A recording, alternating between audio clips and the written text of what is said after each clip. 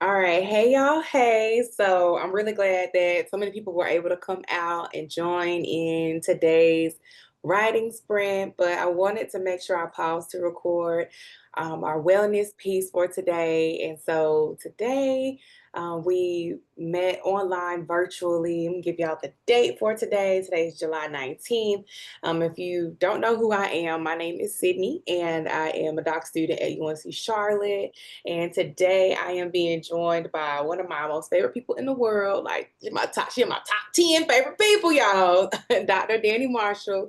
And so we're gonna get into a couple of questions, but I also just want to set the pace for our time together as we write towards our goals. And I know some of us are at the place where we are looking for jobs and we're on the job market and we're writing for grants and we're writing for those positions and we're writing proposals for upcoming conferences. Or some of us are just writing to manage our coursework. Some of us are working on our own dissertations and things of that nature. But I just want to encourage you that I just want to encourage you to remember, and this is hard for me, that this is like not a sprint. It's literally a marathon. Like you have to pace yourself. And I remember thinking to myself the other week when my own health was acting off the chain because I was not taking care of wellness and I wasn't centering what my body needed. I was more so focused on producing.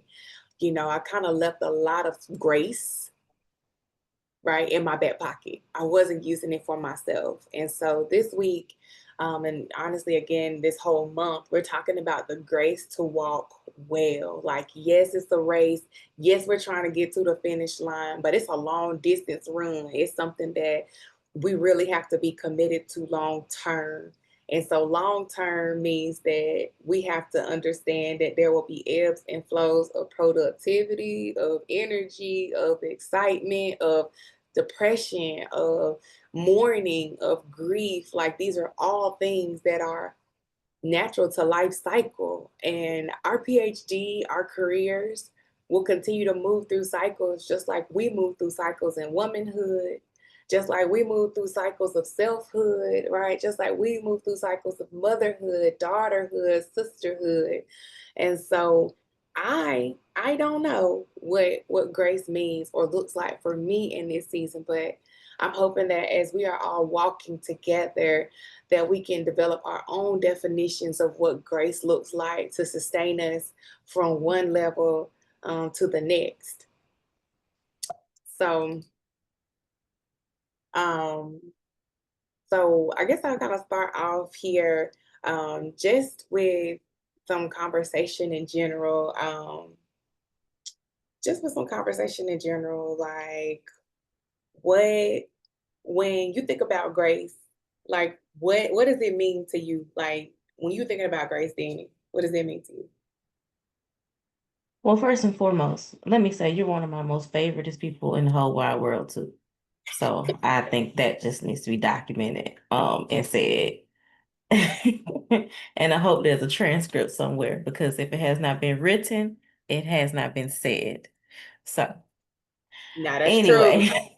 That's now that's true. Anyway, that's absolutely true. It's absolutely true. But on the topic of grace and what does grace mean to me, I automatically think of my great grandmother was a pastor, and she would walk around the house sometimes, and she would, be worrying about something or cleaning up, or somebody spilled something, somebody left something more work, more labor for her to do, and I would hear her whisper something. And eventually I said, Gigi, what are you whispering? She would say, His grace is sufficient. His grace is sufficient. His grace is sufficient. And I would have to, I didn't quite understand what that meant as a small child. Um, but what I understand now is that with each breath, there's grace there. We're being held, we're being kept, and it's taking us to the next breath. And so, the same way, in a spiritual sense, the creator gives us that grace, though we may not be perfect, though we may not show up and get it right every time. We have to give ourselves that same grace and that same love, that same space to grow. And remember that we're all children. Ultimately, at the end of the day, every single last one of us are just children. Um, we're playing pretend as adults. But by children, I mean we're still learning, we're still growing, we're still playing, we're still making mistakes. Um, and that's what we're going to do till the day we leave this earth. And so just the same way you would look at a child and give that child, some love, some space, and recognize that they aren't perfect. We have to do the same thing for ourselves and recognize that we aren't perfect. And that's okay. And that, in every so-called mistake, there's a lesson. So Mhm.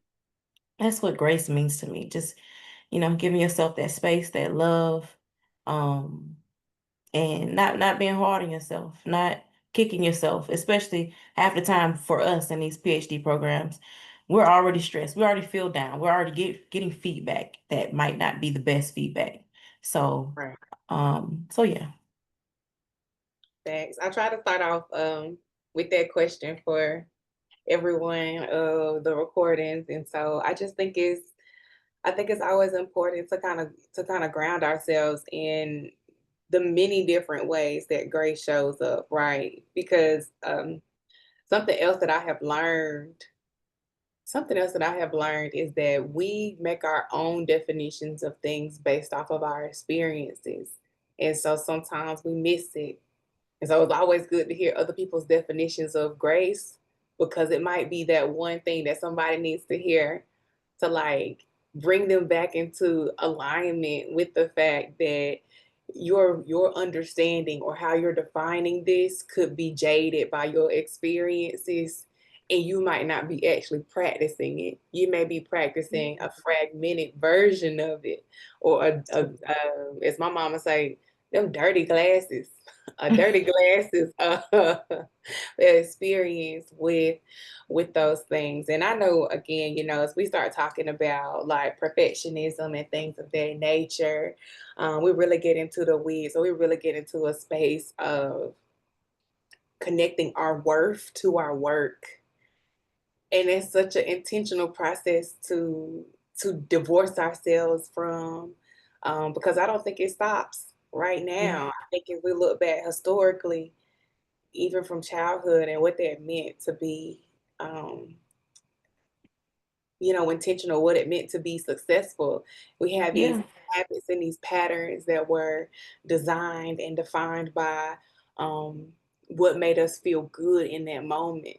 But Hmm. moments fleet, That's moments right. move, moments That's right. change, they That's morph. right. And so how do I find that peace? What does that look like? How do we navigate finding peace for, those in between spaces where the moment has shifted and it's no Absolutely. longer viable, right? And so I love to start with that question of, like what does grace look like? What does grace mean? Because I think again it just puts us in a space of being, grounded and reminded that even when things are shifting, we have to have enough room to change our definitions and be malleable. So, anyways, I know I did a little baby intro again of our guest writer for today, Dr. Danie Marshall. She also has a plethora of wellness strategies, of wellness tools in her toolkit, and you can check them out on her website at wellmanifested.com. She actually specializes in writing support. In writing support. And so if you're in a place where you're like, I really don't know how to move forward, or I'm feeling stuck, I'm not sure what I need to do, like you can go to her website, you can sign up for some sessions, and she is phenomenal, like I've already said. I'm not going to get too much into the weeds of that because I want to have enough time to get to our questions that were shared. But definitely, reach out to her. That's her website. And I mean, she's an experienced educator. Like, I mean, she's taught in K-12. She's worked as an extended researcher for millions of people. No, I'm just kidding. For several companies, for several Feels agencies. like that. I know it does feel like that.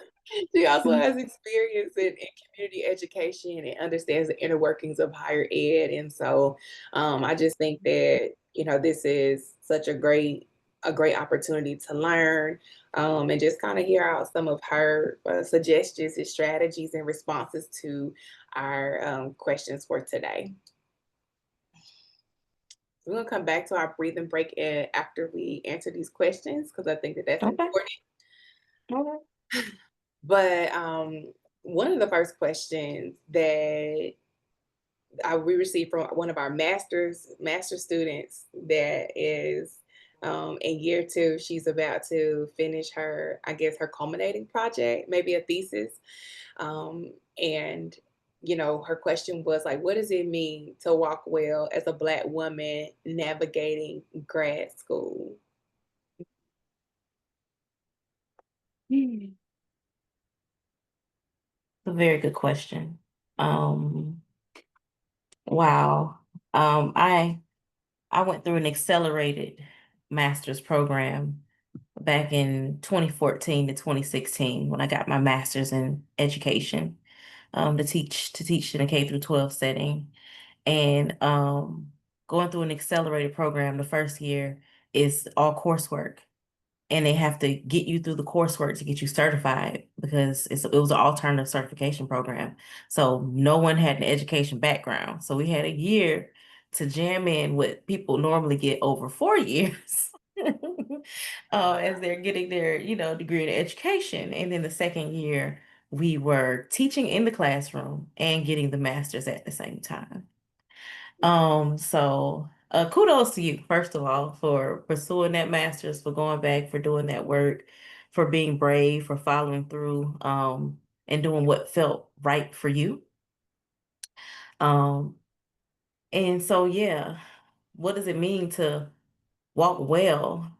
How to navigate those situations? Um, I definitely would say you have to dig in and stick to your wellness practices. And so many of us who are pursuing advanced degrees come in and don't necessarily have a wellness practice. Um, they just do school. They might be very good at doing school, right? When I went through a K through 12 setting, I did need a wellness practice. Or when I did my bachelor's, I did need a wellness practice. Um, but guess what? The older we get, the more life evolves, the more serious we become. For instance, I used to work in a kindergarten classroom. I've worked all through K through 5. So I've also taught fourth and fifth grade. Taught kindergarten first, fourth and fifth, third as well.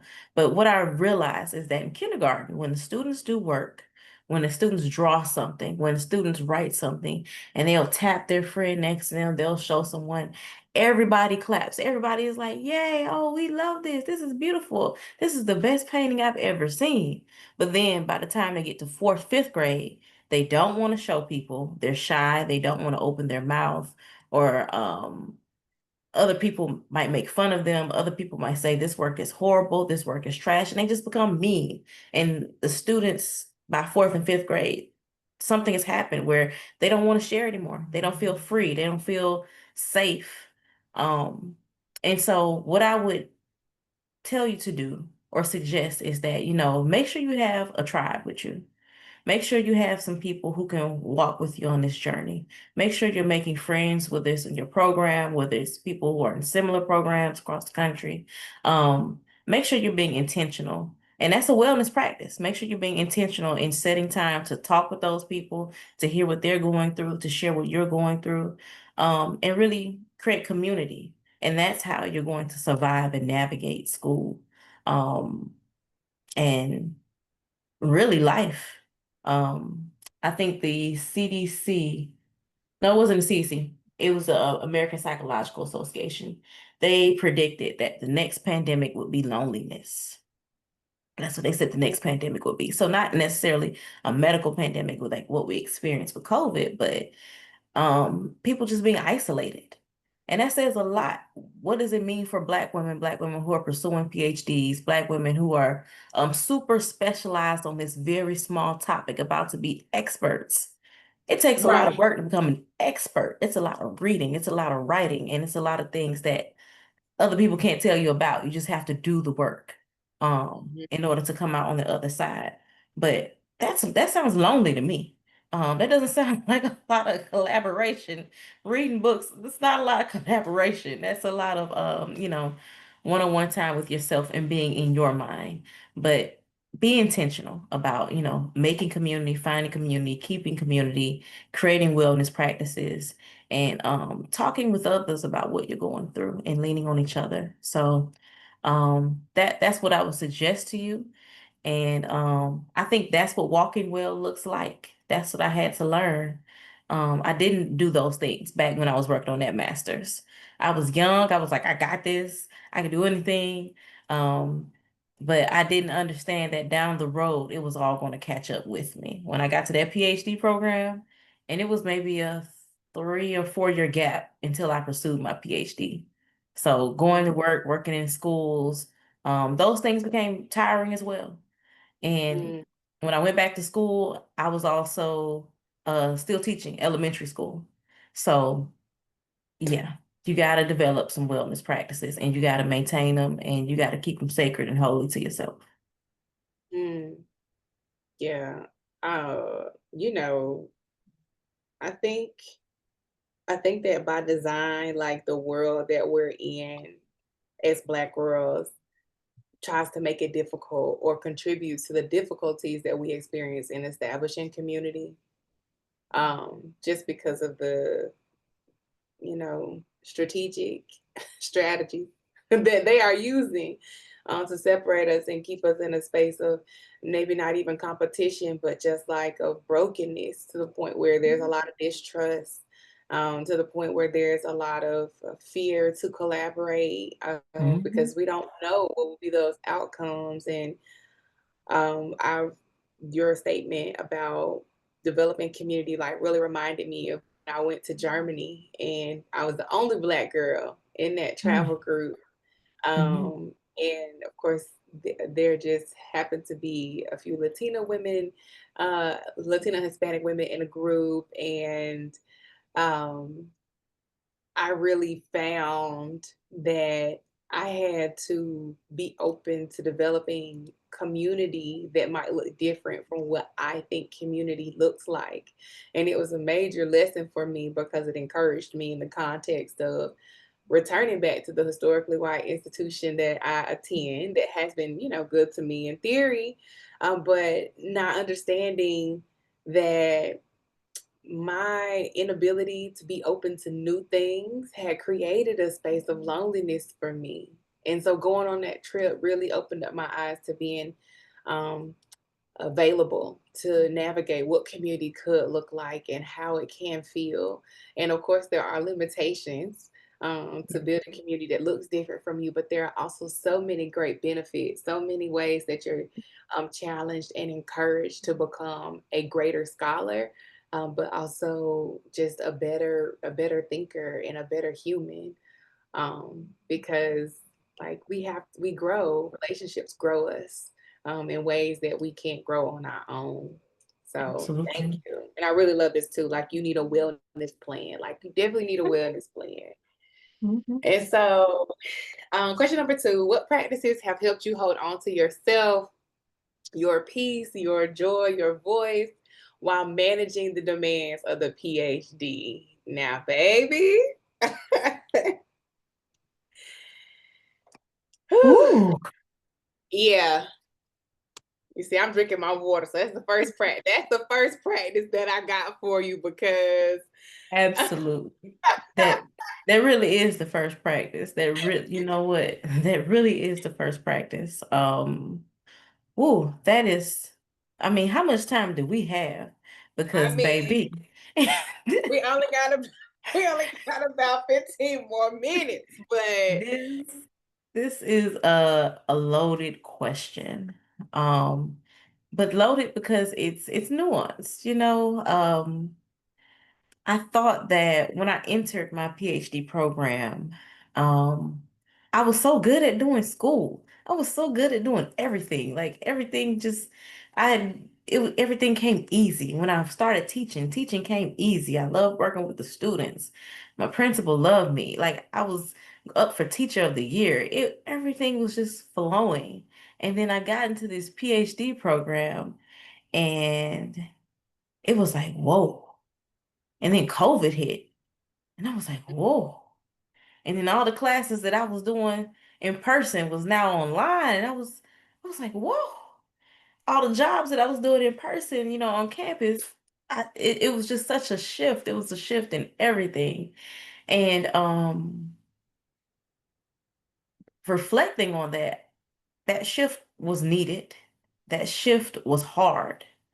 Um, but it revealed through hard times a lot about ourselves and how we think and how we feel about life. A lot is revealed. It's almost like when you're digging for treasure. If you never dig, you'll never get the treasure. So if you're always on the surface level and you never look below, you'll never get what's the goal, what's the things that you need that's going to carry you the rest of your life. Um, and so entering that PhD program, I was not prepared for the heartache. I was not prepared for the tears. I was not prepared for the loss. I lost my nephew. He was killed in the middle of my PhD program. Like I said, it was a lot of things that it was like I have to finish this dissertation.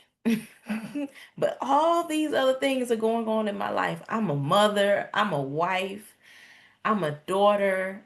People depend on me.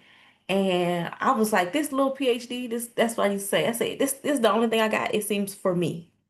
But in reality, that can't be the only little thing that you have for you.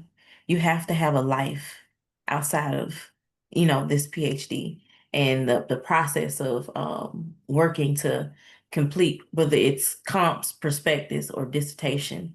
Um, and I learned little strategies throughout the way of how to do life and do PhD at the same time.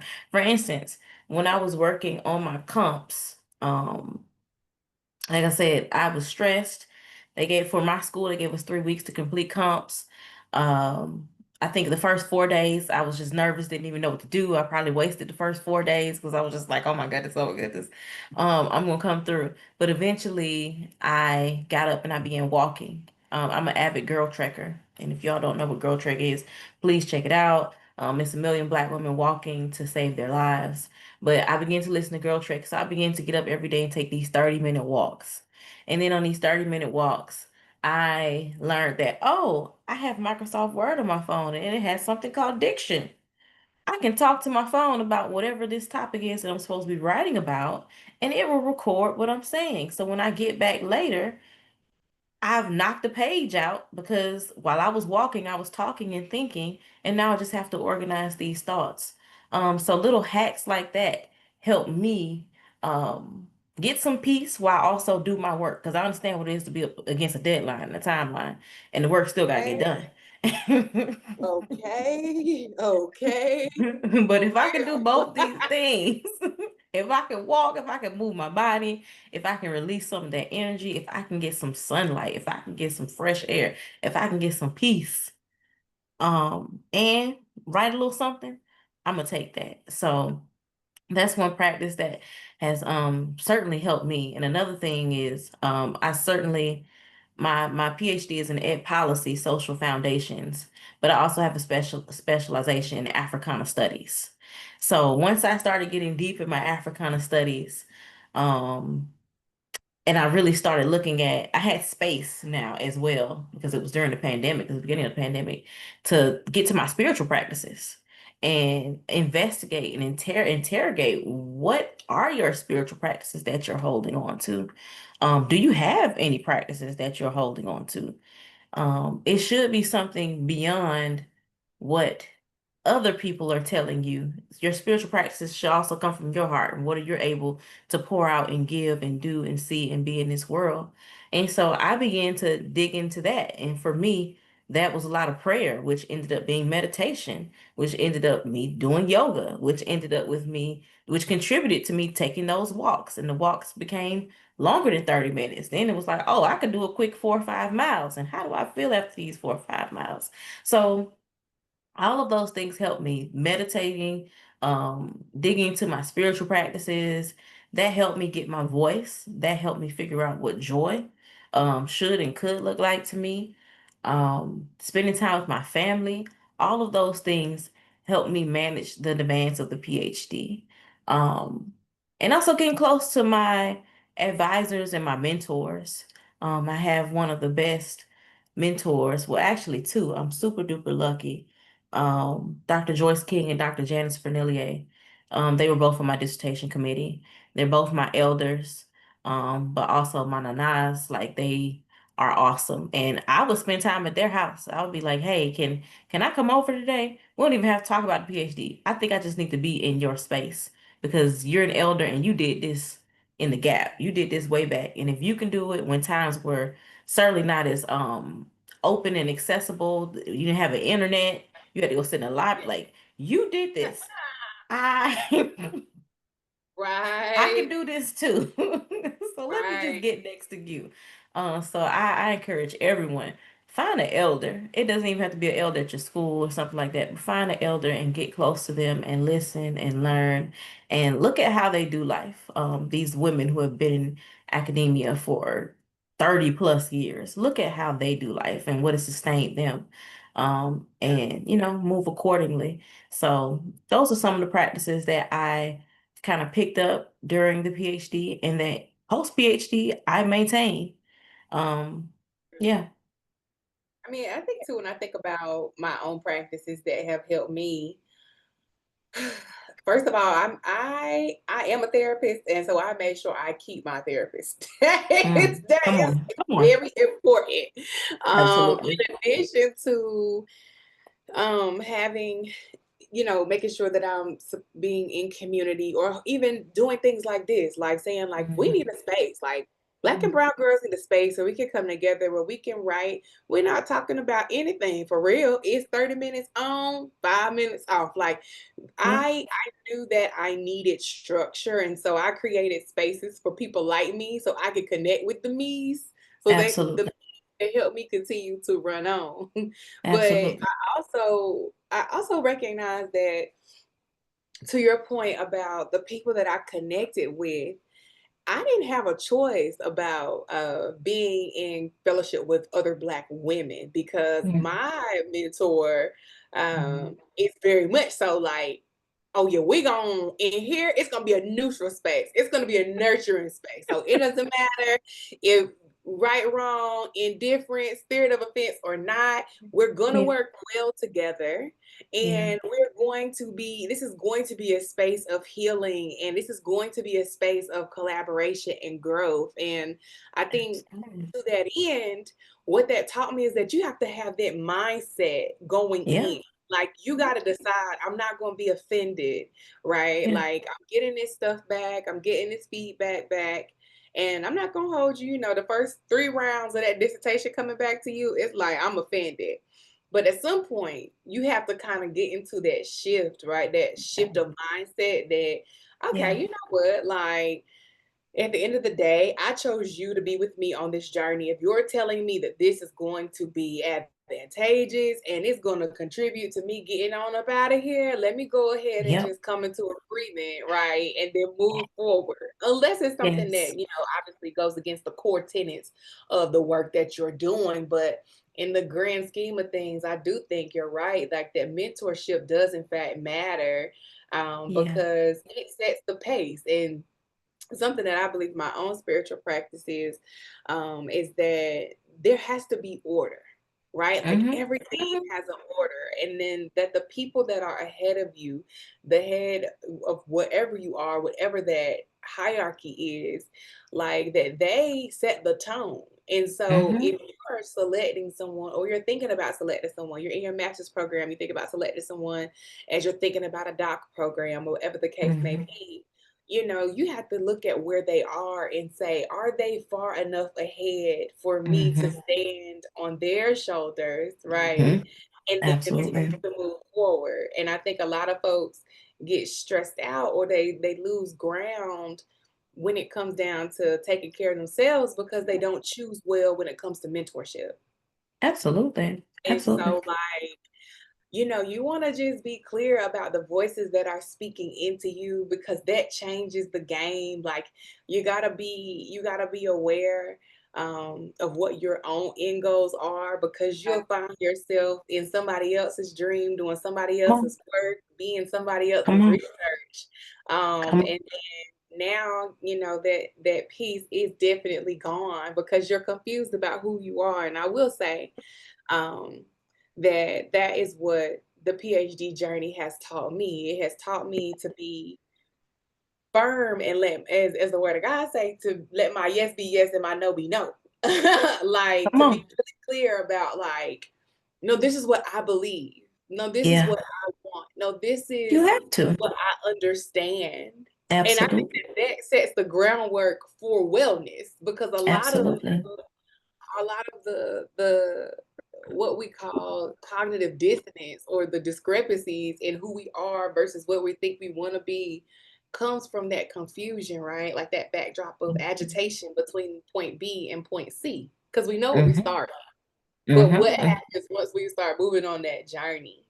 um but I also would say, in addition to just echoing what Danie shared, as far as like just spiritual practices, like, yes, like my PhD has had me in a space where I feel like I know one period in time I went through, and I was just sustained on the prayers of somebody's grandma. Somebody's grandma was Come praying on. for me. That's Um, it was oh, old prayers from the seasons before in life, where I had been like really dedicated to my walk with yeah. Christ, and then I had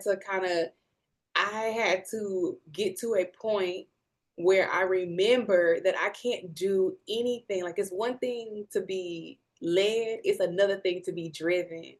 And, when you Mm-hmm. are so gifted, right? Because I just think Mm-hmm. that if you're on this call, you are 9 times out of 10 a high ability Black woman, or a high ability Black girl, or a high ability brown girl, or a high ability Yeah. brown woman who is Yeah. gifted. And sometimes Absolutely. we can be so brilliant that we Yep. forget that we have the skills and the smarts to get us going, but Yep. that fuel up does come Mm-hmm. from our spiritual Yes. groundings, that it does come from spending that time, being reflective about my how do my values, how do my truths and beliefs inform or align with the direction that I'm going in, to keep me stable, to keep me going, because you need food. Exactly. We can't survive off bread Come on. alone, right? And Come on. so Come on. I love Mm-hmm. that piece. And I remember when Danie and I met, and I was telling her, I was like, yeah, like, I'm really just not sure, like, what's going on. Like, I'm confused, and I don't know. Like, and Mm-hmm. I think that these things are true, and I'm not sure. And I remember one of our initial conversations being like, well, like, who told you that? Like, where Mm-hmm. did these idea of whatever come from? And I think when Mm-hmm. we talk about our wellness plan, and even when we talk about grace, like, who's informing those ideas, or who's informing those beliefs, as we've come to know them as peace practices. And Mm-hmm. we have to grapple with that. And that's the work, right? Mm-hmm. Like, that's the work that people don't tell you comes with learning and consuming so many bits of knowledge and wisdom that other folks have already, published. You have Yep. to put that work in, to be clear about your voice, so that way you don't Absolutely. take on their voice, right? Because it's about Absolutely. adding to, Absolutely. it's a and also world. Mm-hmm. And so, we only have about like 8 minutes left, but I just want to really get to question number 3, because I think also too, oh, before I do that, time management strategies, y'all. Use a calendar. Your brain is not designed Mm-hmm. for you to remember everything. It's not created for that. You will put yourself Absolutely. into an anxious fit trying Mm-hmm. to remember this and that, because we have so many things that we're consuming. We have so many things that we're taking on and that we're learning. Yep. We're learning. We don't know. You only write a Yeah. PhD one time unless you are a different kind of person. And then meet you, and I need to have a chat, because Yes. like, I am just Would not but recommend again. Not recommend again. you know, I do not recommend 10 out of 10. I'm barely, Mm-mm, listen, when people are mm-mm. telling me that they're applying for doc programs, I'm like, Okay. all right, honey, God, God bless you. Pray about that. Make sure that you're clear Mhm. that that's what you're supposed to Yes. do. Dig deep. Dig deep. Because I know for me, the PhD didn't become a labor until I hit the space of comprehensive exams and candidacy. Hmm. And then Hmm. it became a labor because, as you said, I do school. Oh, I can do Hmm. school. I'm very good at school. I'm Yep. very good at school. I love school, love to learn, Absolutely. coursework, breeze, everything, Love breeze. it. Hit Yep. them comprehensive exams, honey. Ooh. Like it was a beast. It was a beast. And so Yeah. last thing I will say about practices that help me, that are helping me, is asking for help. Hmm.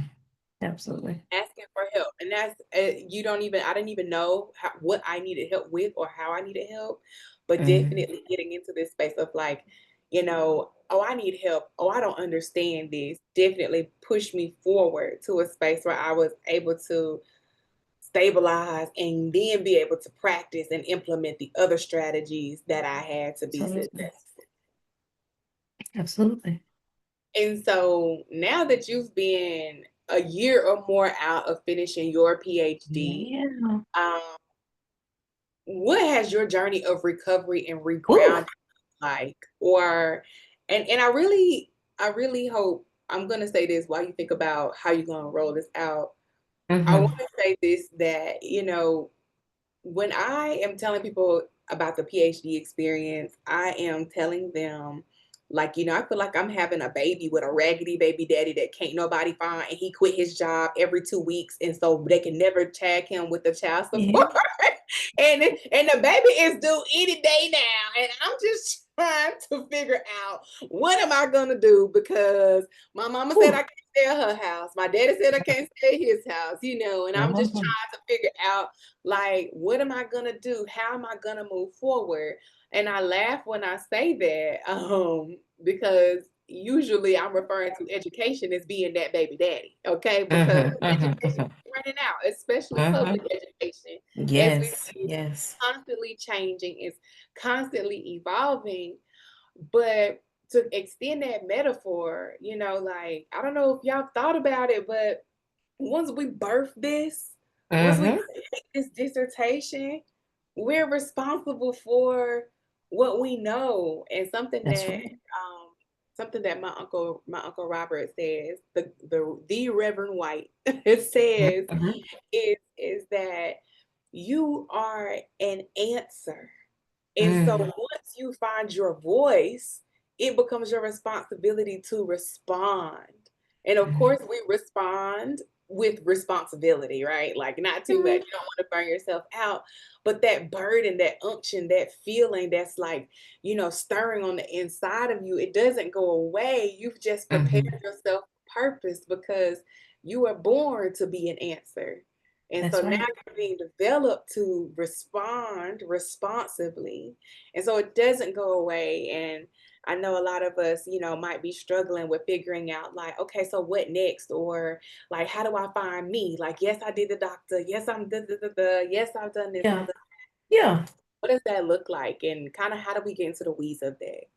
So first and foremost, I'm gonna tell you the truth.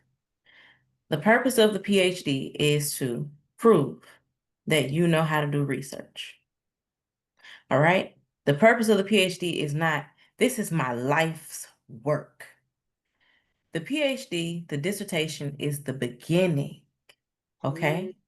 It's just okay. the beginning. It is not the end. It is not the be all, where all. It is not the catch all. It is the beginning of where you are starting on this journey into academia, into being an expert.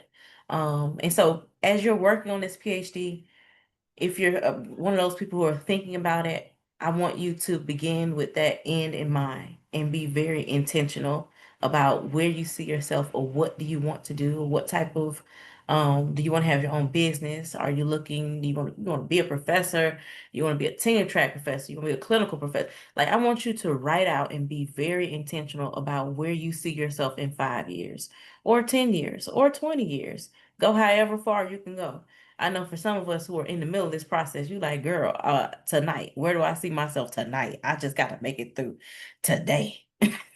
Honey. I understand that. I was there. But if there's one day out of the week that you can sit and really get some clarity and really get grounded and take that time to sit with yourself and be intentional and write out, well, in 5 years, I would like to be here. No matter where you are on that PhD journey, it's going to be very beneficial to you because without the vision, the people perish. That's what the Bible For says. Without sure. the vision, the people. Yes, so they say the Bible also says you have to write that vision down, write it on tablets, and make it plain so that the people can know Right. back, go back, they can read, they can follow. I don't have to make it up. I don't have to pretend. So one of the things that kept me throughout the whole process, my advisor, my mentor, she told me the first day she met me, she said, "Girl, you're gonna write every day of your life. And it might not be academic writing. I have a journal. At this point, I have 9 journals because I've been Mm, writing ever since met that lady back in 2019 for the first time every single day of my life. Even if it's just 10 minutes when I wake up in the morning, I had a dream about this. This is the color I'm vibing with today. And this is the affirmation we're going to hold on to. That might just be 4 sentences, but really getting that practice because it's going to serve as a guide to you. So much of my work was on Black women educators and looking at how they practice wellness. I'm an oral historian. And so I go into archives. I go into archives, I don't see a lot of us. So I had to go dig, I had to go find, I had to go figure out, well, what were Black women doing? So you are leaving your own wellness blueprint. You are leaving your own guide for someone else to follow. And when you're feeling lost, that journal is going to serve as a guide for you. And you're going to go open up that journal and be like, oh, back in 2022, I thought this. And you know what? What happened? I was doing this program and I got distracted. That was a good idea. I want to go back and I want to pick that up. I want to write more about this topic. I want to research more about this topic. Because, mm, what goes around comes around. The world is cyclical like that. So yeah. really be intentional about writing because it's love letters to yourself. But on that question that you asked me, now I've been a year out. The first thing I did when I finished the dissertation, I graduated in December 2023, was I wrote a book called it's just like a little short 20-page book. Um How to Navigate a PhD Program Without Losing Your Damn Mind. And it's going up on my website, so but I wrote a step by step everything that no one told me because no one else in my family has a PhD. I didn't have auntie, cousin, mama, somebody to go through and be like, hey, you went through a PhD program. How was this? How do you get an advisor? How do you even pick a program? Like, and I Right. outlined all of those things of how I made these decisions with suggestions to others about how they should make these decisions. Um, Even down to we talked about what helped sustain me, what helped give me peace, what helped me navigate. 2019, I joined a writing group. The writing group just so happens it was 4 of us who were still working on our PhD, and two of us was they just had finished, and so they had just got jobs. And we Mm, started writing together. And guess what? That was 2019. And we just held a writing reunion here at my house on Juneteenth where all of them were there. And we've been writing together since then, and we're serious about our writing practice. We even wrote a paper about it. It's coming out in Journal Negro Ed this year about how we created this writing group and how we maintain our writing practices in all Black spaces. So that helped me. That certainly saved my life. Now, every single person from that group is a doctor. Every single person from that group, I'm the oh, only one. doctor. Look. One just got tenure. The other one is a director of a program at Spelman. The other one is a director of a program at Morehouse. The other one is a co-director of a program at Brown. Like the other one just got tenure. Like they are doing we are doing the things. And to be honest, it's that community that drives you. you're with someone, for instance, one of the people in my writing group, he just, like I said, he just got tenure. And every week he's working on that paper. He's sitting down, he's digging in, he's doing the work. And when I saw that, I wasn't even a doctor. Then I was like, oh, if that's what he's doing, well, let me sit down and get serious. Let me sit down and see what do I have to write or what do I have to say. Because if he can do it, Right. I can do it. So really big on community. But it's a year out. It's a year out. What does recovery, regrounding look like? That dissertation almost killed me. Mm. I'll tell you no lie. I ain't gonna make it up. I wrote a dissertation on wellness, and by the end of the dissertation, I did not feel well. Mm. Um, I did not feel well, and I said, how could I write a dissertation where the topic is wellness and Black educator wellness, and I don't feel well? And I had to go back and I had to read my own words, and I had to dig in. I had to go back and say, well, you suggested these wellness practices. How are they showing up in your life? Mm. Because once you get to that end and you're ready to graduate and you've been doing this for 5 years, you're like, baby, I will sacrifice just about anything to get this paper done for you all to sign off and give me my freedom papers. That is Mm. really what you might spend the last 6 months of that program. When you're looking at that data, when you're trying to make sense, when you're trying to write it up, you're sending it off to your committee and they're telling you, oh, you need this, this, that, give us more of this, this, that. And I remember towards the end, um, I think I defended in maybe October. And that week leading up to my defense, where you have to publicly speak and everything, the week leading up to my defense, my chair sent me maybe 7 different revisions of my disc. So I would sit down and I would write now, bam, I'm good. Send it to her. Within 3 hours, she would send it back with about 40, 50 red notes. And I would sit down, I was like, okay, well, bam, I hit them 40, 50 red notes and send it to her. And she would send it back with another 40, 50 red notes. And she did, it would be 3 o'clock in the morning and she would email me back another revision. And Mm. I was just like, okay, well, I guess I'm not gonna sleep because I'm getting out of here. You You people are understand? not going to keep me. Understand? That's it. I don't care what you tell me to put in it. At this point, baby, I'm going to put it in this document. I love your suggestion. Yes, accept. That's where we were because I was ready to go. And it's not my life's work. This is proving that I know how to do research. You can trust me to do any kind of research you throw me into. Now, am I an expert on Black women educators and wellness? Yes, absolutely. Have I read? Have I written? All those different things. But that's not what the PhD is asking me. It's asking me, can I do research? And that's what I'm gonna give you. I know how to do research. I know how to protect the people who participate. I know how to write and publish, write it up in a way that, scientifically sound. That's what you're supposed to be doing. Okay. Okay.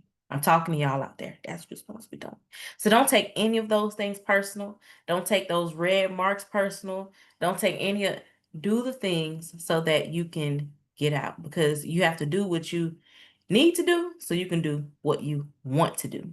And once you're out of that program, so much of us will have that freedom to do what you want to do, to explore how you want to explore. Because now you the doctor, you the PI. You're no Right. co-PI anymore. Um, so this year has been a year of really digging into what is it that I want to do and how do I want to take this dissertation and move on into the next phase of my life. And as a result, I ended up starting a business, Well Manifest Ed. Um, and in Well Manifested, I was like, everything that I didn't have in my PhD program, I wanted to give others. So if I could be that mother to you in that PhD program that I didn't necessarily have, because like I said, my mom didn't even go to college, um, you know, or if I can be that big sister to you in this PhD program, I'm an only child. So everything I thought of that people might not have had to support them, to guide them, I can turn to you. Guess what? I need some accountability. Guess what? I'm inspired at 3 o'clock in the morning. Will you get up and write with me? I created Well Manifested to be all of those things where I can meet people exactly at the point of their needs and help them grow and help them get out of there so they can do the work that they really want to do. The thing that what does she say? Cynthia Dillard, the things that that set your soul on fire. She said something like that. Once you get out, you have the freedom to do the things that set your soul on fire. And for me, having my own business is a thing that really sets my soul on fire. Um, I also love to travel, and so I was like, I'm going to travel. I'm going to take some time off. I think a month. I graduated in December, February, no, March. I went to Jamaica for the whole month of March. I went to Jamaica for the whole month of March after that PhD program. I laid on the beach. I cried. I prayed. I cried some more. I ate some good food. I drank some good drink. And then I cried some more. And I just reflected on almost like a push gift to myself. What did you just go through? What did you just birth? I don't think I even really understood what I did because when you're doing things sometimes like the vernacular, the everyday, you don't really find it to be important or think that there's a lot of worth in it. You're like, oh, I'm just doing so I always done did school. You know what I'm saying? But when you really sit back and you say, well, I wrote a 300-page dissertation, you did something. You You did. did something. You did. You need to. I don't know a lot of people who have the stamina, who have the determination, who have the fortitude, who have any of those things. So what does that say about me and my worth? And not saying that you get worth from the things that you create and put out in the world, but what does it say about me as a human, as a person, and what do I foundationally believe and what's things that set my soul on fire? And it's wellness. It's Black women in wellness. It's saving Black women lives because I believe that when I save my life, I'm saving your life. And when you save your life, you're saving her life because we're one. We're all interconnected. And so that is what the regrounding has really looked like. Centering us, understanding what I can do of service, writing about it. Like I said, starting the business, and being in community. So much of it has been being in community with other sisters who have completed this process or who are still in process of completing it. And yeah, yeah, finding hobbies. And I feel like one thing that people may want to know more about is like how did you come to that space of saying like I know what I want to do now? Like how did you what was the experience? You know what I'm saying? Like what was it that really what was the like what was the catalyst or what was like the because I feel like when you are used to constantly hitting achievement after achievement after achievement and my boyfriend is always teasing me. He's always like, "Babe, you always achieving something." Like I don't even know like what is the celebrate, like where is the I don't know, I don't know, because achievement becomes a way of life when you are high achieving and you're not even striving to do well. I know in some cases, most cases, I may not even be striving to achieve something. But when you've achieved the ultimate achievement of academic experiences, like how do you come down from that? Like, how did you find yourself saying, like, this is what I want, this is what I'm willing to put this life's work um, to service and behind? Like, how did you come to that? How did you come to that place? Um, well, how did I come to that place again? Going back to saying that the PhD progress process might not necessarily be all of what you wanted to do. You might have been asked by your advisor to change this theory or move and do this methodology or, you know, and so you change, you morph a little because you want to graduate at the end of the day. You don't want to be there for 8 years trying to Right. prove a point. And so once you graduate, there's a freedom there for you to do what makes you happy, do what brings you joy.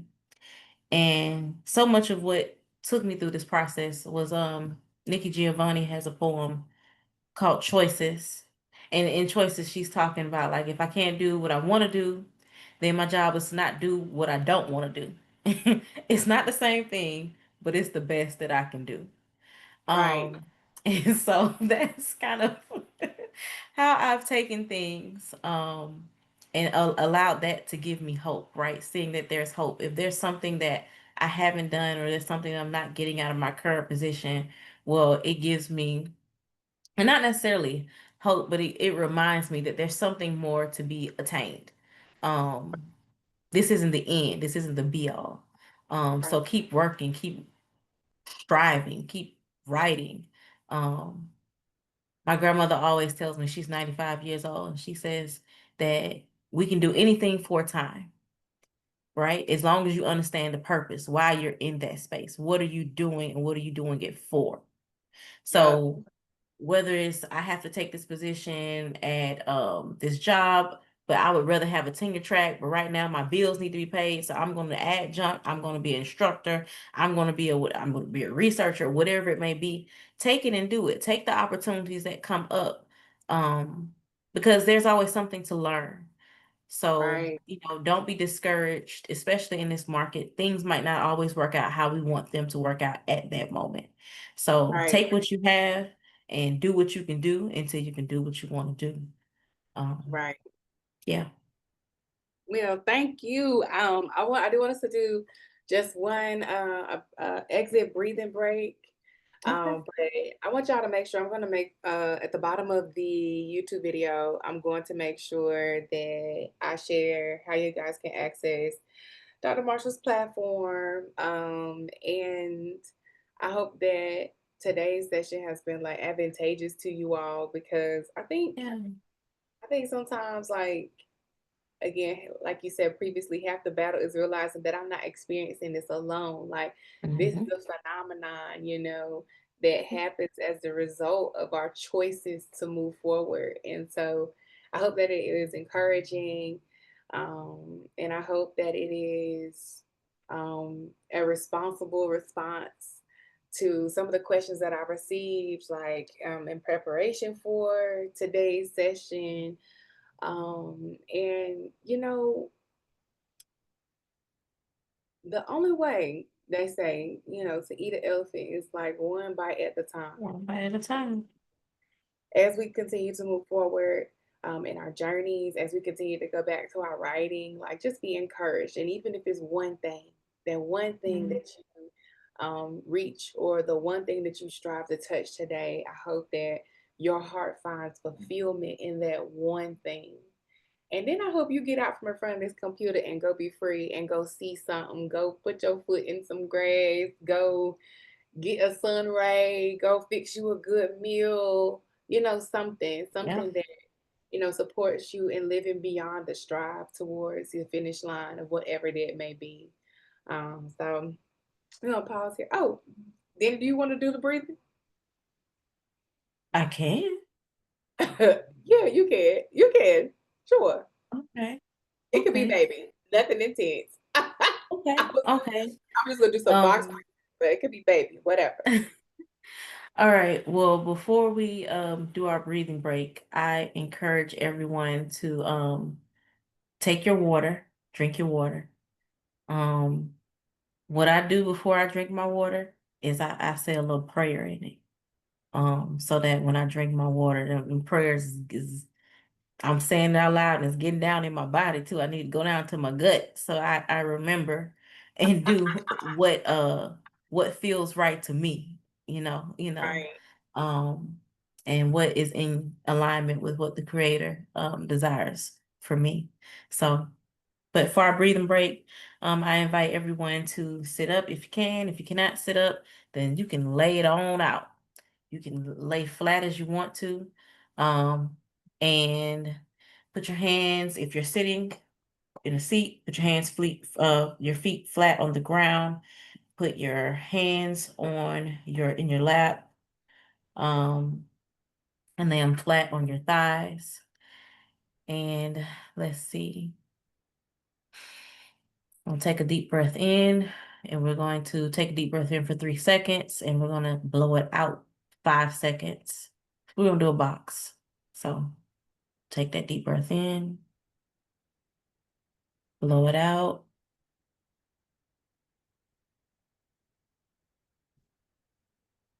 and blow it out.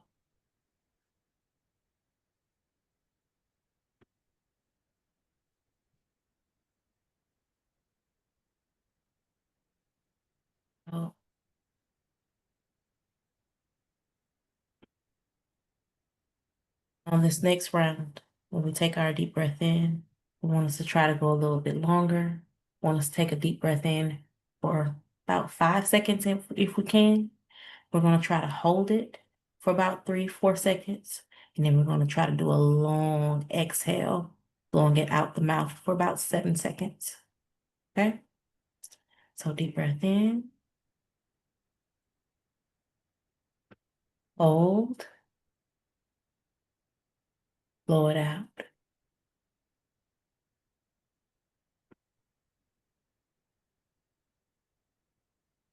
Deep breath in,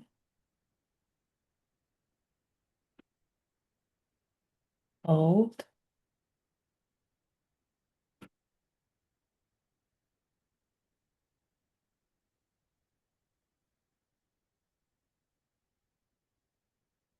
deep breath in, hold,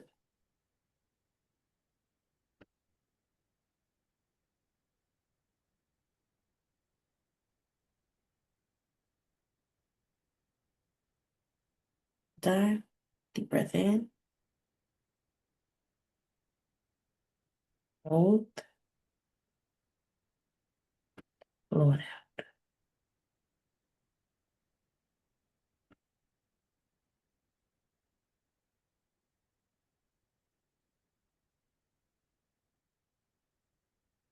Go back to breathing normally now. Breathing in through your nose, out through your nose. And what you see sitting doing is perfect.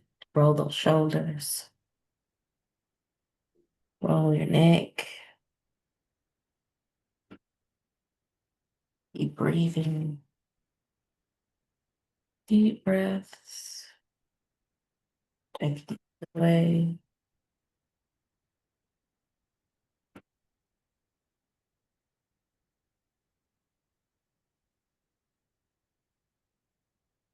Shake them shoulders. Oh, no, no.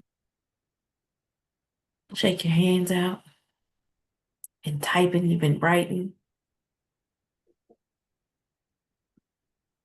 Right? And I want you to take that hand, put it on one shoulder. Take the hand, put it on the other shoulder. Give yourself a hug. Oh yeah, yeah, yeah. We always can do a hug piece. Yes, yes. You are worthy of love. You're beautiful. You're intelligent. You are a gift to this world and you are needed. Yes, 100%. 100%. Absolutely. So thank you for hosting this space. I appreciate you so much. Thank you This for was coming. wonderful. Thank you for coming. I appreciate it. I appreciate you so much. And so um yeah, y'all, we're gonna put the replay up here for y'all. And hopefully this is a blessing to you all. Follow Danie on all her platforms. I'll make sure I share the information. And I'll see y'all next month when we meet again for our writing sprint. So, and if y'all need anything in the meantime, anyone wants to connect, you want to just link up and do like a writing block, just let me know. And we can definitely do that. Saturdays is the primary day that we typically do our writing blocks in the morning. So until then, take care, stay well, and walk with grace. All right. Take care, y'all.